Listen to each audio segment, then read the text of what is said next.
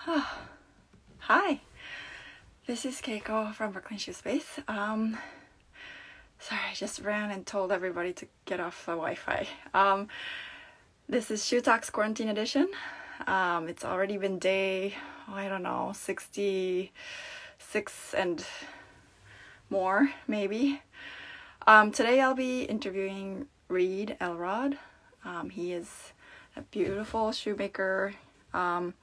He is in Berlin right now, at 5 o'clock over there. I want to connect with him. Let's see if he can see me. All right.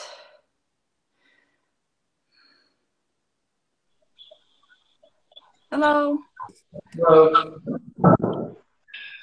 All right, it says waiting for Reid Elrod. I don't know what's going on. Okay. Yeah, but I can hear you. Yeah, I can hear you too. And I don't know why this isn't working, so I don't know. All right. Another option is Facebook and stuff, but I might just do like a face. Do you have iPhone? No, I have a highway. Right. And you're on Instagram. I don't know. Yeah, I'm on it. I don't know why the video doesn't work. Yeah. I don't know. All right. Hold on, I'll try again. Reid.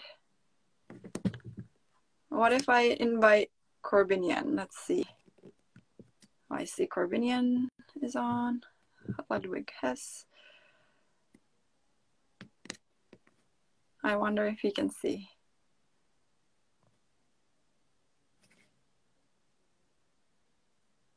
Nope. Okay. Wi-Fi is really good here right now.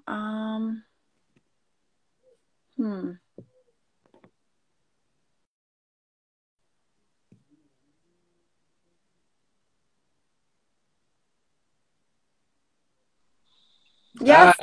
Yeah. Oh, okay. Hi. How are you? Good. How are you doing? Good. How long have you been quarantining and why are you in Berlin? Everything. I want to hear all about it. Well, quarantine's kind of over in Germany. So, yeah, they're opening things back up. Not the bars or the clubs yet. Well, some bars kind of. But I don't know, since things got bad, I don't remember. It's been too long. Yeah. But were you able to work in your workshop while this was happening? Yeah, so as long as we had a certain number of people in a certain number of area, then it was okay, and we're just a really small shop. So yeah, and I just rode my bike every day to stay out of the transit and things. How long is the commute by bike? It depends on how many red lights I want to run. But I don't know, anywhere from like 40 to 25 minutes, just depends. Okay. Yeah, not bad. That's a good morning exercise. Yeah, it's good. Yeah. Yeah, it gets your mind off things before you get home. Yeah, I think about more things almost. I think I have more ideas on my bicycle sometimes. Like I'm like, oh, I'm thinking about this or that, or you know. Oh, yeah, that's so great. So it hasn't really, the lockdown hasn't really affected you as much, or what would you say?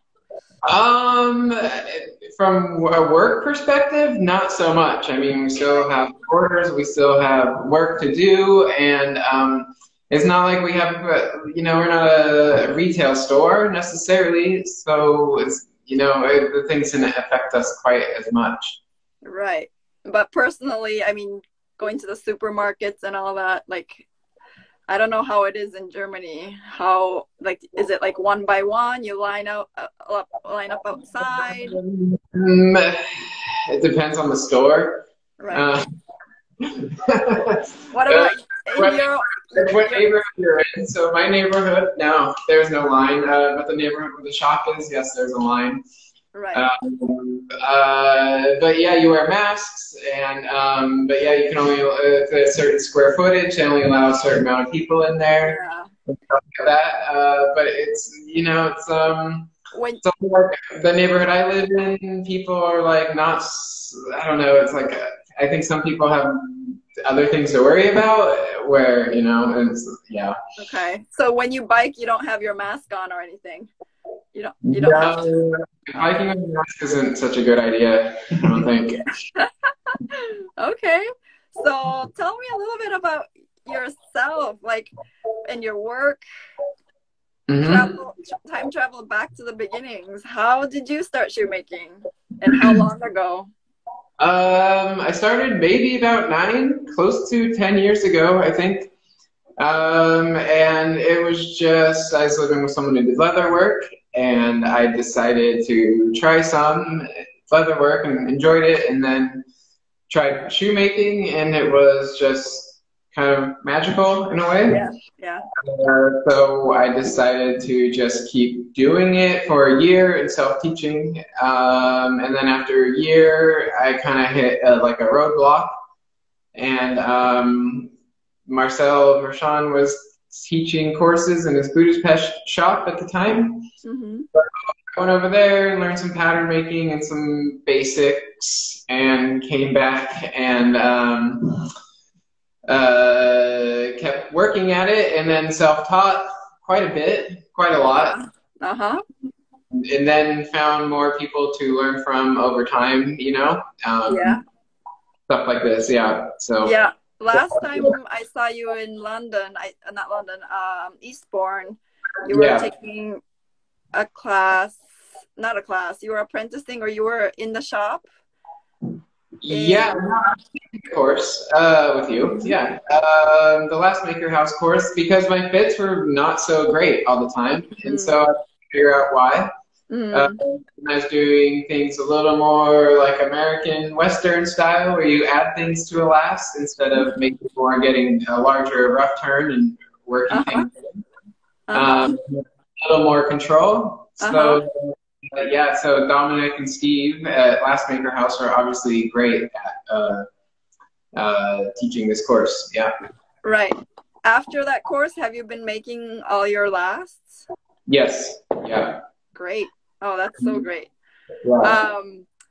Yeah. Yeah, So especially in the United States, like who do you go to? Like Jones and Vining, they're awesome. right. So Yeah. yeah. Um, yeah. So what's the journey with you traveling to Berlin now? Is it something that you can talk about in the open or? Yeah, Corbinian Ludwig Hess. He was looking for like a closer and another shoemaker, and I applied and I came here, and it turned out that it was a good fit. It's a great shop. They do excellent work, and we have a very similar, I would say, philosophy in footwear. Mm-hmm. And then Shigeki, who works here, is just great at pretty much everything he does too. So it's like really like a good team that we have here. Uh-huh. And I feel very lucky to have been accepted in a way, I guess. Right. Oh, that's great. Yeah. So you just got there before quarantine and Yeah, so I interviewed in November, and then I just got here at the end of February. Yeah, and then found a flat pretty much 10 days before quarantine. wow. Yeah. Wow. Okay. Well, then it's only going to be up and up. Yeah. Right? The Yeah. beginning being like, yeah. Yeah, So, everything can always be worse. Everything can always be better. Sure. Yeah. right. But So right now, so when you're working on shoes, would it be for clients, and is it for the clients of Corbinian Ludwig. Yeah. Yes, it's all for him. Yeah. Uh-huh. Mm-hmm. I'm not taking my own clients anymore. Basically, Okay. if I had an old client or someone reached out to me, I would say come through Corbinian Ludwig Hess, because that's where we can all work together. And you're gonna get a better shoe if you go through him. than you would if you just like if I just stepped off. Why do you say so? What's the additional? I mean, I understand, but at the same time, like teamwork. That's right. why. Yeah. Teamwork. Okay. So what kind of work do you separate, or is it that you work from beginning all the way to the end, or does each one have like a task?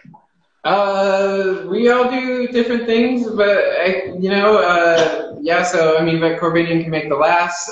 He deals with the clients, especially because my German is pretty much non-existent, so I couldn't deal with a German client. And like things. Yeah, Shigeki does the closing. I hope to start doing some of the closing myself. I just got to get used to it's a different machine that I work on.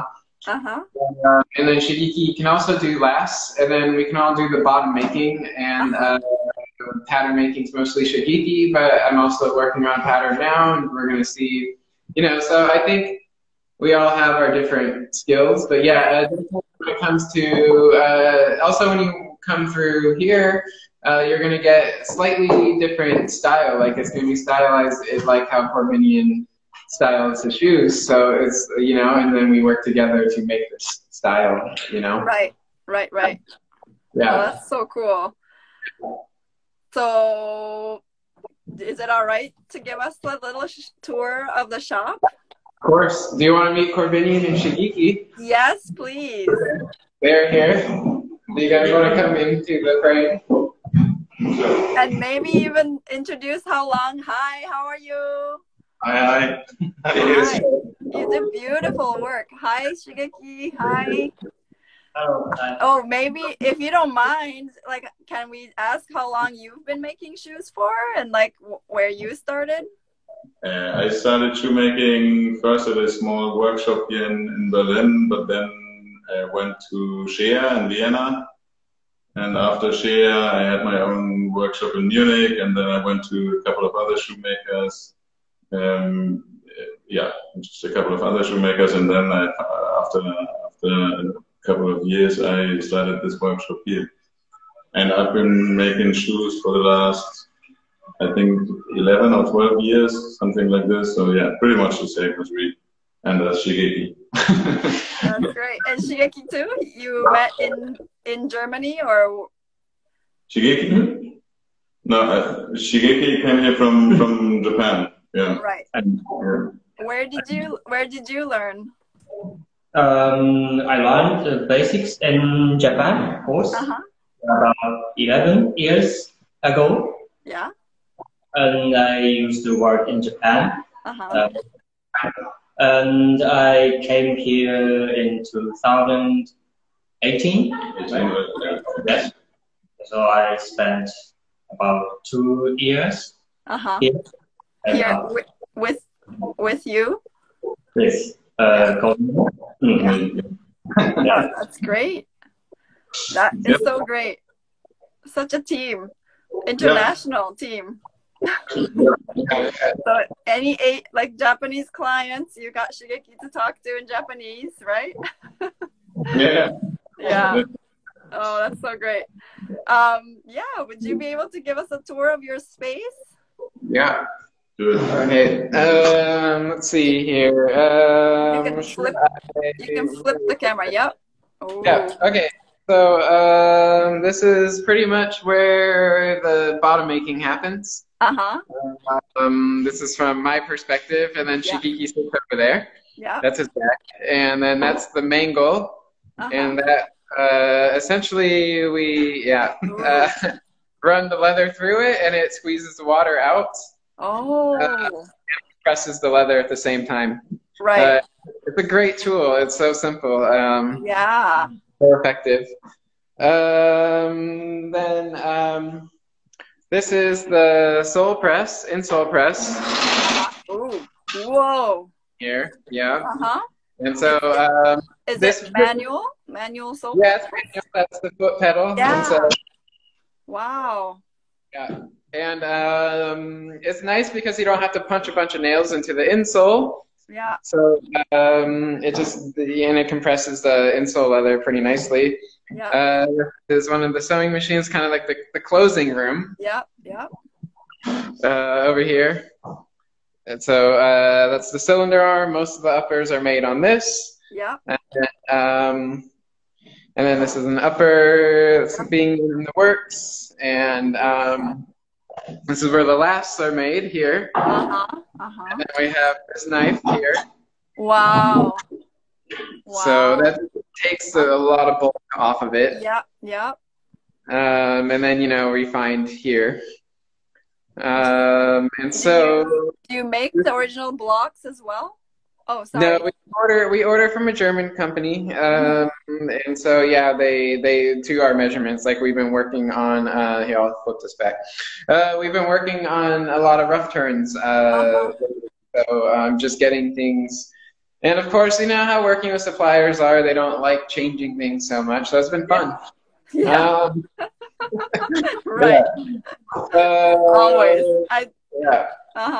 And what were those shoes that were on the table? Yes. This is what we've been working on lately. These are some samples. And so this one, we put gold on the bottom. Oh, shiny. It's like real gold. Yeah. So that was fun. And then this is something that I made here in November. So, and they look something like that. So and those are samples for? These are samples, yes. Yeah. For you to wear yourself, or is it for? No. This is for like for just to show people what we can do.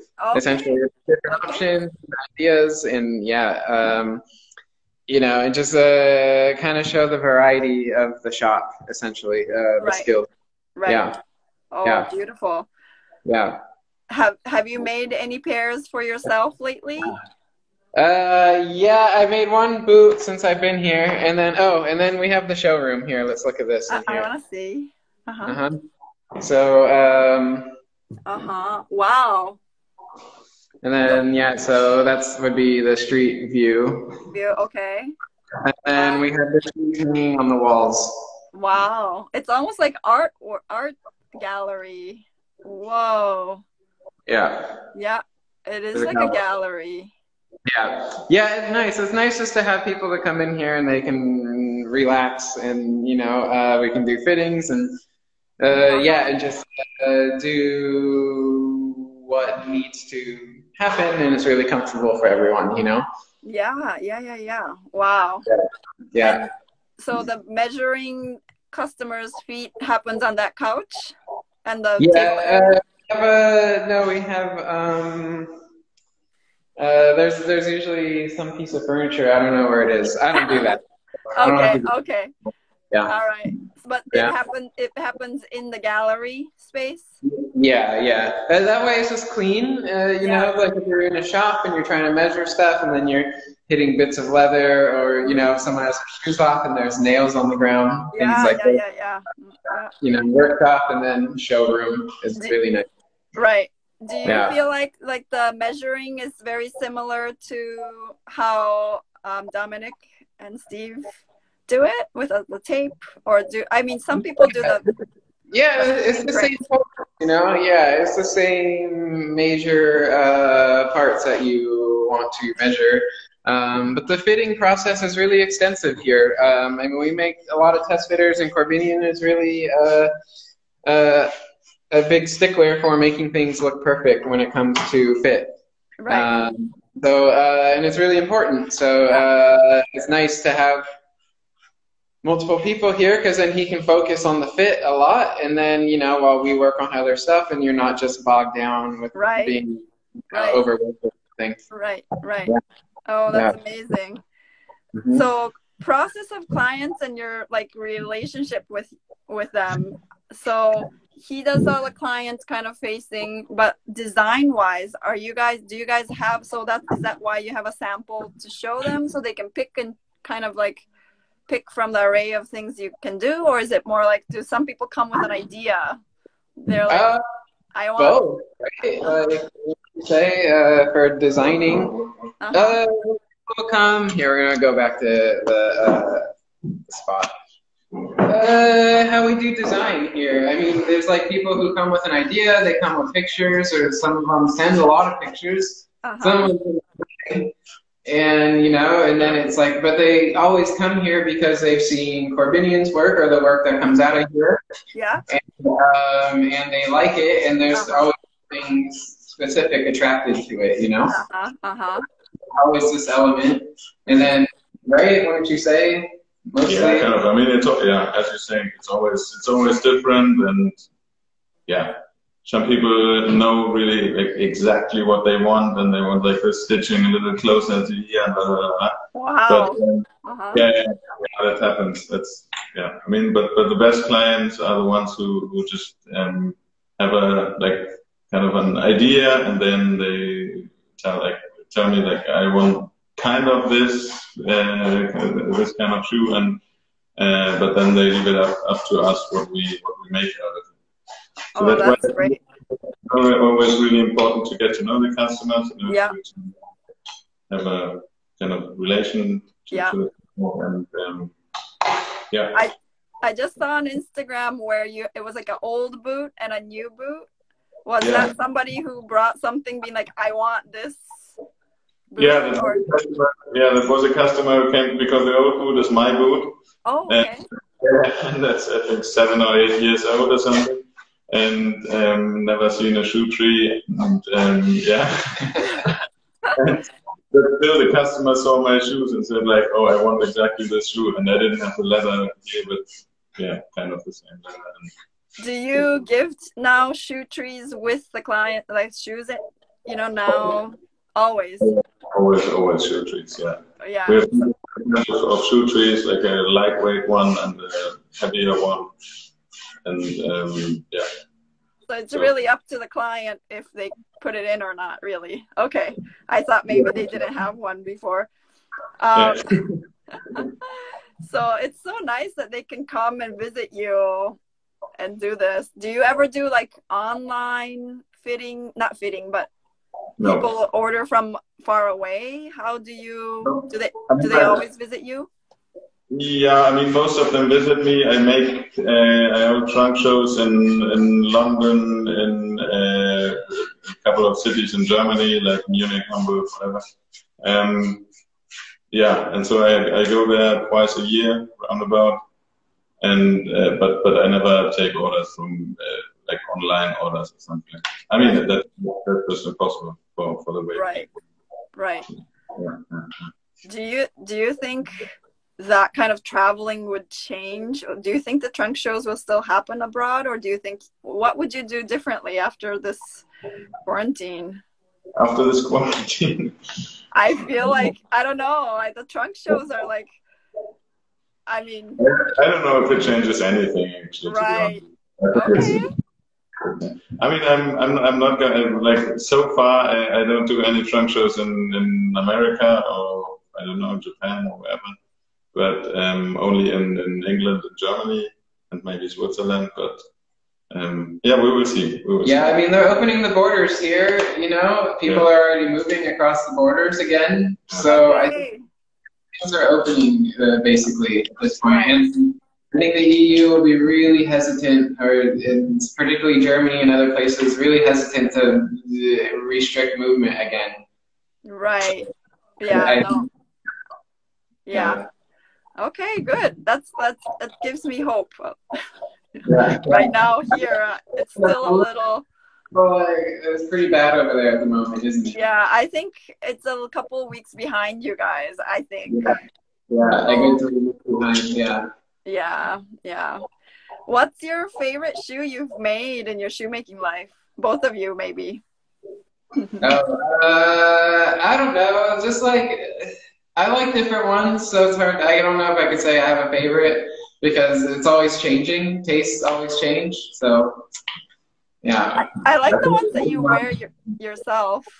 I mean, sorry, I didn't mean to interrupt. I really like the ones that you wear. Me, personally? Okay. Yeah, I mean, yeah, I wish people would order these ones. They never do. And how about you, Corbinian? Squares are great, but like people don't order these ones.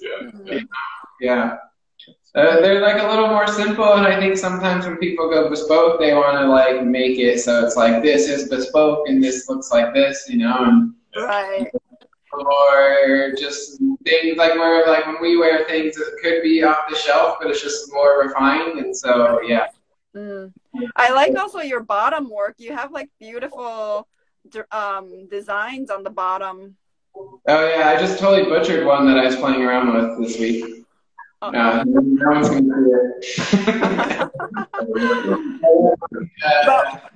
it. So when you say you butchered it, what do you do after? I do it for myself, so I scrape it all off. But I mean, I don't care. But I was experimenting with things. I mean, Shigeki showed us a natural bottom finish that's made with seaweed from like a bleached seaweed, and it was really exciting to try this. Yeah. I want to see how this wears, like in water, how slippery it gets, how it seals up the leather, and see if this is something that would be better than the gum Tagakamath that I've been using. But then in the waist, I messed around with doing a different kind of red finish. And a totally different way than I've ever done it, and it just came out really blotchy and like silly, and then Ludwig is laughing. And it just didn't come out so great, but it's also it's something you would never do on a client shoe without being able to try it. So it kind of helps for some research and development. So now we know what not to do at some parts. Yes. That's great. But it's great that you have that time to do it, you know? Yeah, I mean, yeah, you have to make the time, but of course, yeah, I had a little extra window to work on it. Yeah. That's good. That's great. And how about Corbinian? What shoes is your favorite? If it's really hard with thinking about all the clients, maybe any shoes that you made for yourself, that's your favorite? I think actually my favorite shoe is the one that we were just talking about, the one like this Jogpur kind of shoe, like the posted, like where you have the open. Yeah, I think that's just my favorite one, because what I always don't like on these Jogpur boots is that they are so high. And we only have one like the strap doesn't go all around, and around the back, and so we can keep it a little lower. And I really like that. So I mean, it looks really, it can look very casual, but it can also look very like chic and nice, and anyway, I like it. Very cool. I actually have some viewer who asked, allsystem.Joe asked, favorite techniques in shoemaking and least favorite techniques in shoemaking? Or like maybe the process, or... I don't know favorite techniques. I guess it's the way that things combine. Not necessarily one technique or whatever, but more just how... when you put them all together, then you get this final process that like is like, you know, really, how do you do that? When it's like every little detail that matters. And then like least favorite technique is putting in a sock liner. Yeah. Oh, really? Sock liners. Yeah, we just talked about that. Yeah. Why you just don't like it? It's just like you're done with the shoe, and it's just for looks. Sock liners, for the most part, it's just to make it finished looking, and you know, and you gotta kind of glue them in there. Be careful not to get glue, or like your hands are clean so you don't get the lining stain. It's just all these little things that just is like a final touch. But in my shoes, I put them in really rarely, you know. But the last one I made myself, like, I'm not going to put a sock liner in it. Right. Oh, so. Jim's watching. Hi, Jim. Jim's Shoe Workshop. So speaking of the liners, sock liners, do you have a logo in your sock lining? Do you put a logo in all your work?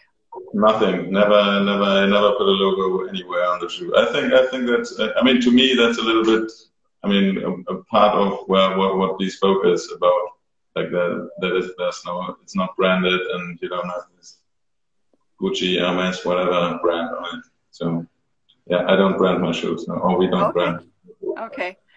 And out of, say, okay, that's cool. So not even on the upper or anywhere hidden, or no? Okay. Yeah. The other day, a customer even asked me to brand it, but I didn't do it. Yeah. he got golden soles instead. So yeah. So would you say you have like a signature something like? I see. It's interesting the way you think it. So there's everything that you get here is more in shape and more in like concept than you do in like a logo or a like particular kind of fabric, or just like kind of more like I would say like kitschy style branding. Yeah. I'm really into this look and this aesthetic, and you get something along like a line of the shape of the shoe and the finishing and just like. And you can tell that it comes from your workshop, right? Yeah, I think so. I mean, unless you get someone like a really German person ordering something or to make a really German shoe. If you don't have that, then you do. Yeah. All right, that's so cool. So what's your favorite tool in your workshop? Did you bring all your tools, Reid, or did you? I brought most of the ones that I needed, yeah.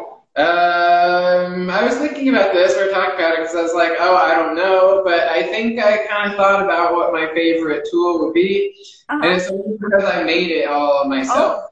Oh wow. So, the edge iron, like my beveled waist iron. You made it yourself? Yeah, the handle and everything, and then it was an old iron, a Western boot iron, and I just shaped it all, so it's here, right here. So, wow. And I can use it all the time. Wow. Use it on any time I do a beveled waist. If it's like,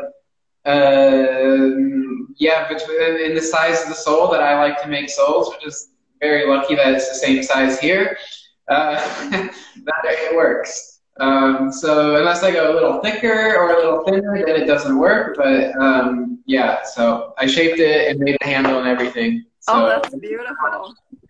It's like a baby. Yeah. Oh, that's great. And how about you? I think my favorite tool is this. I mean, just the handle actually.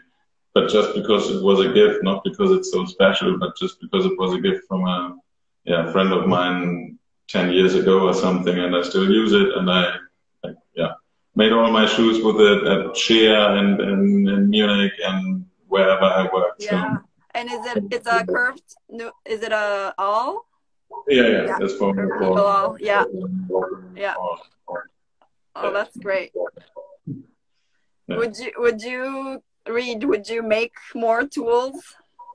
Yeah, I plan on it. I didn't actually ship my files for tool making with me, and I kind of regret it. But I just was like, oh, there'll be more time. But then, quarantine and all this stuff happens, so things are a little slower than I want them to happen. But eventually, they will make my tool making tools will come here to Germany, and I will make a few more. I mean, I don't need to make so many. I have what I need and what I love. But, there can always be something better. Essentially, like there's a really nice edge iron here, like for waist, and I really like the style of it, and I would like to basically make this style because it's really ergonomic and it makes a lot of sense. Yeah, cool. And it's an old German Berlin one. It's a fantastic yeah. How about all three of your knives? Are they all different just because you guys all have a different background, different mentors, different continents? He uses pretty much Japanese knives for most of his tasks. Mm-hmm. I think when he wants to do something that can destroy a knife, he uses the European style. Mm-hmm. That's right, Shigeki, maybe more? Yeah. Okay. I mean, for me, I use a mix of I have some Japanese style, and I have some curved, more like I guess it'd be Austrian, like this style. Yeah. Yeah. And then we have the straight knives too, like Tino ones, you know. Yeah. Yeah. Yeah. Yeah. Yeah. But do you use them all, or is it like you use just? Yeah, I mean, I use them all, and then I also have like a lip knife from, you know, learning from working in shoe repair for so long that it's my knife where I can not have to worry about. Yeah. What? You've done shoe repair for a long time? I didn't know that. Yeah, I did shoe repair for a long time. Yeah, I mean, it's where you get a job when you work. You know, when you like are like first starting out, and you're like, oh, I need a day job, and then you can. Oh, that's great. How long have you done that for? Oh, like 7 years, I think I was in shoe repair for. Oh, that's great. Yeah, it's you like to learn how the sole stitchers work, and you get to see how people construct everything. Yeah. And just it really reaffirmed why I actually really enjoy making the footwear I do. Yeah. Because there isn't anything like this on the market except from people like us. Yeah.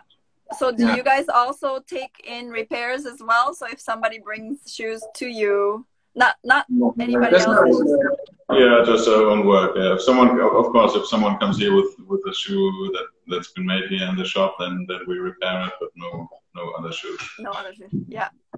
Oh, that's great. If it's a really good client, then. Yeah. That's so great. If you had unlimited resources and time, what would you make and for who? Oh God, I don't know. I don't have to answer that. Okay, yeah. That's a luxury I've never had to think about. I would probably just, I'd probably just experiment with more construction methods and stuff like that, where if it didn't matter, and just try to make things that I've never seen exist. Which is kind of what we already do when we do get free moments anyways. Like, it's like the whole point is just being like, okay, like, what have I never seen before, and like, what do I want to wear, and that's basically what I would make. Oh, that's great. That's great. Okay. Well, it might happen in your life. You never know, you know? Yeah, it's true. But yeah. Hopefully soon, yeah. What shoes are you wearing now? Do you have anything? Yeah, I'm wearing a pair of boots that I had made a long time ago. Not so long ago, maybe like a little bit ago. It's like a construction method I kind of made up, and I wanted to test out to do a Norwegian stitch with a beveled waist. And so here I'm gonna switch the camera around, and so they look they're just some boots, like a Balmoral boot, but the special thing is that it has this beveled waist here with the stitching there. And wait, did you switch the stitching from the waist to the front part? No, it's all the same. Not all the same. Okay. Except at the heel. I stopped at the heel, which I wish I didn't. I wish I went all the way around at this point. Yeah. And Corbinian's wearing a Norwegian brown derby out of some really special brown leather, actually, right? This leather is like old stock. I looked at some of it. This old oiled kind of nubuck, isn't it? Nubuck, yeah. Oh. And they're a Norwegian. I'm gonna switch around. Yeah. They are a Norwegian sewn. And you know, it's cool because I feel like the Norwegian and these heavier aesthetics work better in the climate that we're in. And it's like, you know, yeah. Oh yeah, that's good. Yeah. So we're lighting. No, it looks good. So the last on the walls are your clients' work? Yes, correct. Yeah. Everybody's watching. Hi, Emily. Yeah, those are all clients last up there, yeah. Cool. Yeah. So what's your favorite leather to work with? Oh, I don't know. Probably Chrome Excel for you, right? He likes for me, it's Chrome Excel. Yeah. Oh, funny. Uh-huh. I like it very much. Yeah. I mean, I like most of these of the whole wing leathers. Like, yeah. Yeah, I like a lot of the box calf personally. Yeah. And so does Shigeki. Right, Shigeki box calf. Favorite leather kind of to work with for shoes. Yes. Yeah. Yeah.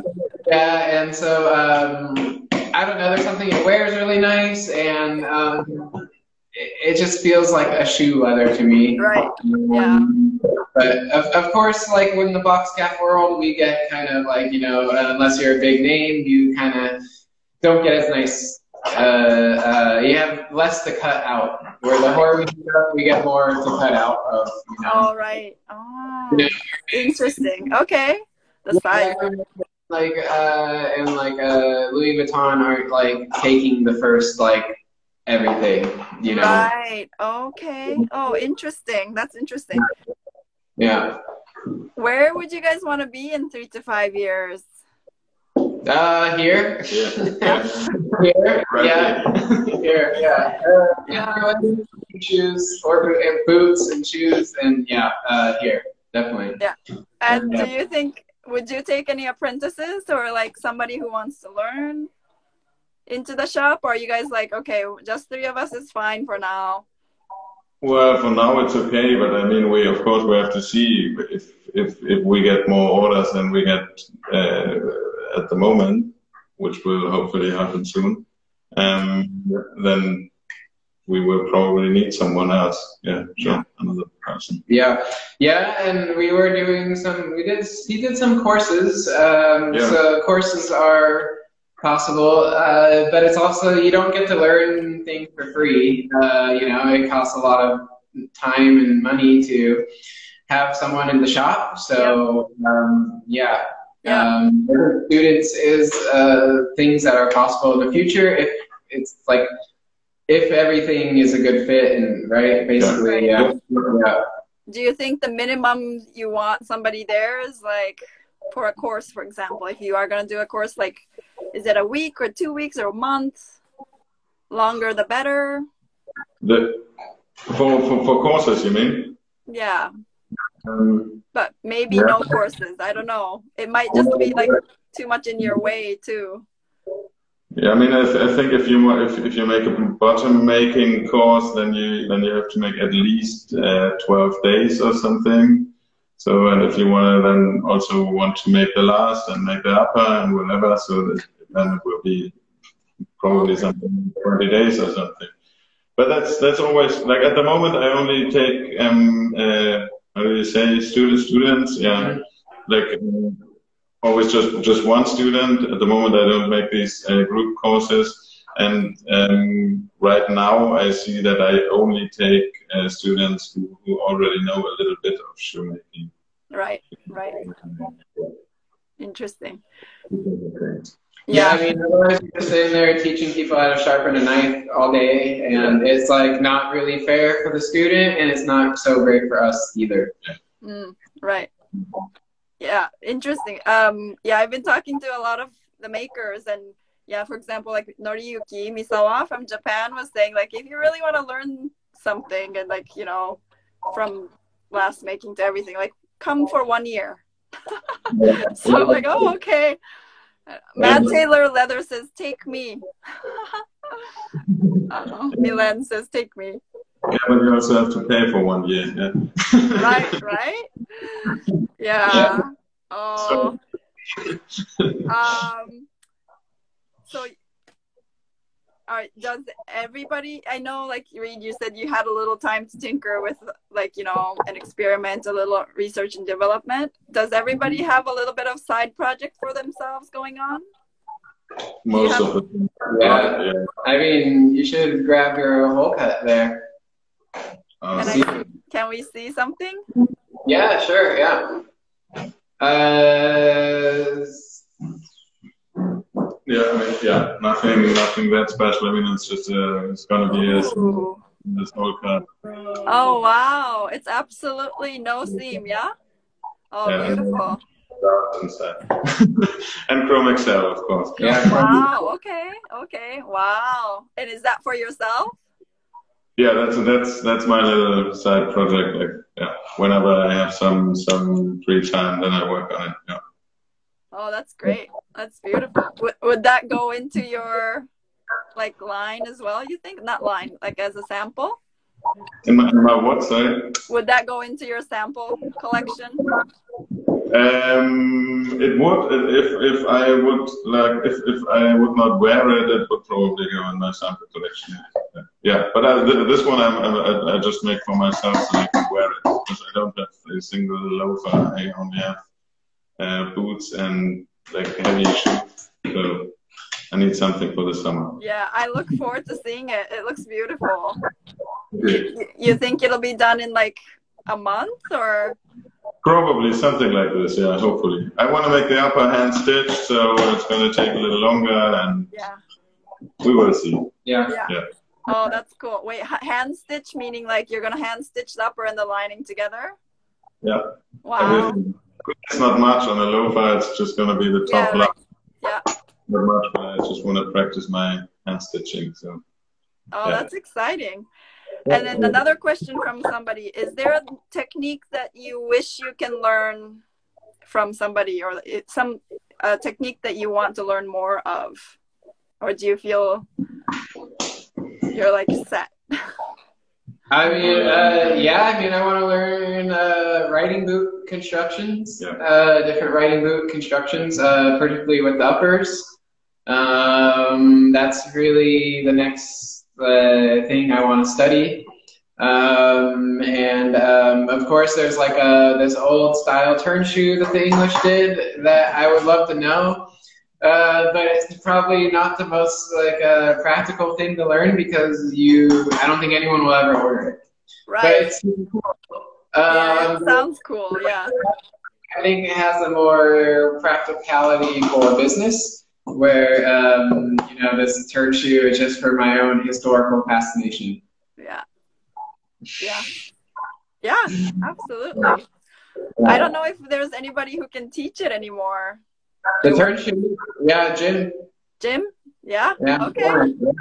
Yeah. I mean, he'll have to dust some cobwebs out of there, but he'll get it, yeah. Yeah. Oh, that's cool. It's been like 30 years since he made one, I don't know.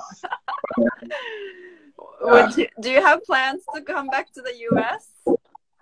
I mean, not for living. No, I don't really want to. I like it over here. Yeah. But who knows? I mean, of course, it's like there's no plans. Right. Okay. Well, home is home, so maybe sometimes you'll be coming home sometimes. I don't know. Yeah, of course. I mean, I'm gonna have to occasionally. Right. But that means screaming, but I'll have to go. Yeah. But I feel like you just kind of started there, so I'm really looking forward to seeing all your creations, all of your creations all together. Yeah. Thanks. Yeah. I'll keep on following. Thank you so much for your time. Oh, Jim says hi, guys. Yeah.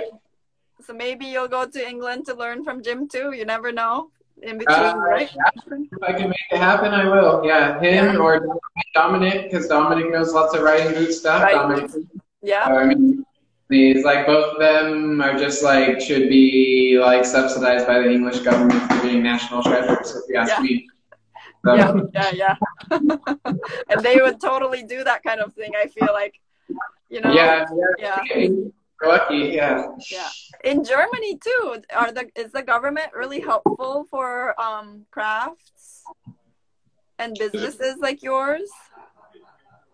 Is it? Sorry. Is the government also very helpful for the craft as well as your business, like yourself? Nah, not really. No. No.